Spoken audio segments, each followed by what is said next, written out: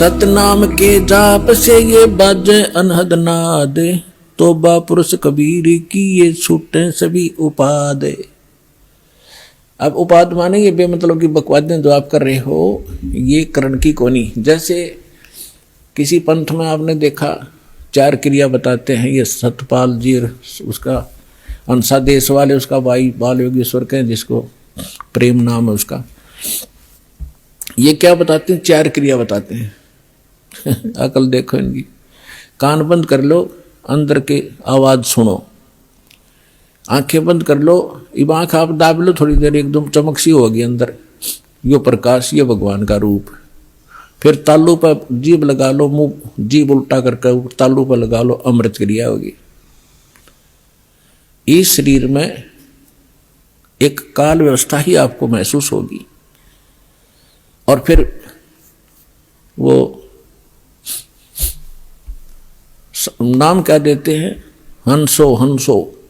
अब उल्टा कर लो, सो हो गया, तुम सीधा ही कर लो ना, हंसो हंसो की क्या जरूरत रहेगी फिर।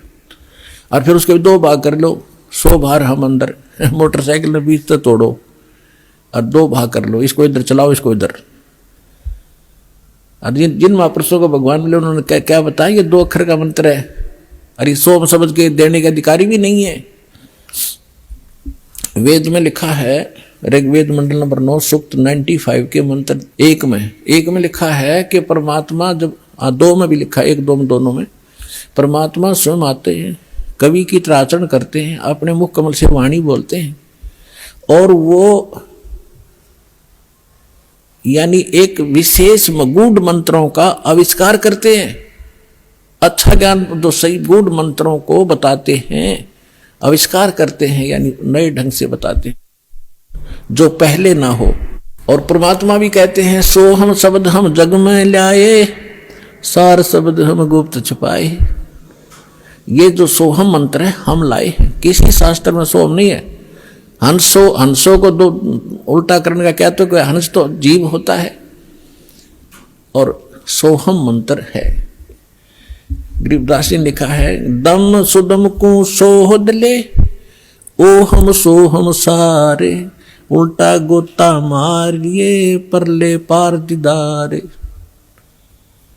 दम सुदम, दम श्वास, उश्वास को सोध ले।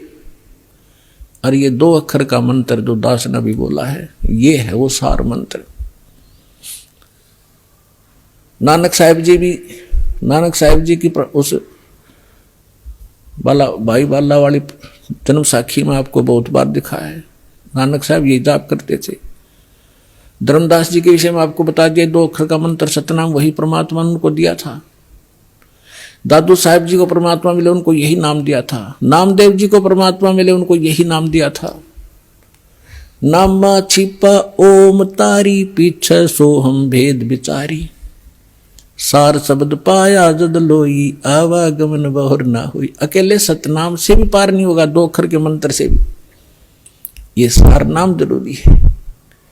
जैसे हम हैंडपंप लगाते हैं, हमारा उद्देश्य जल प्राप्ति करना, और जल प्राप्ति के लिए जो साधन है, बोकी और पाइप, ये हमारे पूज्य नहीं है, ये इंस्ट्रूमेंट है उस जल को पाने के लिए। परमात्मा प्राप्ति के लिए ये मंत्र जो हैं, ये हमारे पूज्य नहीं है, ये हमारे इंस्ट्रूमेंट हैं। ये मंत्र उस परमात्मा को पाने के लिए, तो हम श्वास उश्वास से इनकी बोकी लावांगे। और बोकी का काम है पानी जहां जल है वहां तक पाइप पहुंचा दी। जल नहीं मिला, पहुंच गई अवश्य, लेकिन उसके बाद फिर हैंडपंप नारी मशीन लगानी पड़ती है और उसकी भी क्रिया करनी पड़ती है, तब वो जल निकलेगा। तो सतनाम तो समझ लो बोकी और पाइप है, और सारनाम वो हैंडपंप है, मशीन ऊपर की, और फिर उसकी क्रिया करेंगे जब वो जो वस्तु निकलेगी वो है जो हमारा उपास्य है। तो इस मंत्र सतनाम आपको मिल गया, सारनाम मिला नहीं तो भी पार नहीं हो पाओगे। लेकिन बात बहुत लवा लागी, इस सतनाम लेकर भी आपकी मृत्यु होगी, डरना नहीं किसी वस्तु इस कारण से। और मृत्यु जब होगी आपका, क्योंकि आप दृढ़ नहीं हो पाते। प्रथम बार भगवान सुना, प्रथम बार ये ज्ञान सुना, प्रथम बार ये नाम सुना, हम तो उसमें रंग रहे हरे कृष्ण हरे राम राधे श्याम जय गणेश जो हमने वो अच्छे लगते हैं। और इस मंत्र को प्राप्त होकर भी हमारी आत्मा दृढ़ नहीं होती। और जब तक आप हर तरह से दृढ़ नहीं होगे तो नाम खंडित बन जाता है और उसमें काल का दाव लग सकता है, जिसमें आपका नाम खंडित हो और आपकी मृत्यु का संयोग सद गया हो। अगर नाम सही है तो आपका जीवन एक्सटेंड करेगा, मृत्यु नहीं होगी। फिर भी सतनाम प्राप्त प्राणी ने खूब जाप कर लिया, मृत्यु होगी, तुरंत मनुष्य जीवन मिलेगा और 2-3 वर्ष के बाद उसको यही नाम बचपन से शुरू होगा और सार नाम मिलेगा और पार हो जाएगा। असंग जन्म हो गया अपना भटकता ने अपने आत्मा। सौभाग्य उन प्राणियों का जो अपने केवल रोग के लिए ही यहाँ आते कटवाने के लिए। अब रोग तो भगवान के आगे कुछ है ही वस्तु नहीं, 2 मिनट में ठीक करें ये सारे संसार के रचनहार 1 मिनट में। जब गोरखनाथ जैसे मुर्दे जिंदा कर सकते हैं, ये क्या नहीं कर सकता, एक सोचने की बात है। ये समझ सकती है, 1 सेकंड में सब कुछ कर सकता है, लेकिन हमारा विश्वास दृढ़ नहीं होता। फिर भी जैसे यहां नाम लिया, आपको भक्तों के से सुनते हो, मुझे ये लाभ हुआ, मुझे ये लाभ हुआ, मुझे ये ठीक हो गया, तो उस आत्मा का दृढ़ विश्वास होता है जो केवल रोग निवारण के लिए आए हैं, संकट निवारण के लिए। उन्होंने मंत्र लिया और उसका खूब जाप करेंगे। यहां से जाते ही क्या होगा, काल के दूत चारों तरफ से भेज दिए जाएंगे। वहां क्या रखा है, चल तुझे वहां झाड़ा लगवाते हैं, वहां क्या रखा, वो बड़े संत वहां ले चलते हैं। तो पुण्यात्माओं, इस कारण से वो नाम खंडित होने से वो मृत्यु को प्राप्त हो जाता है जो यहां आया था, नाम खंडित होने से।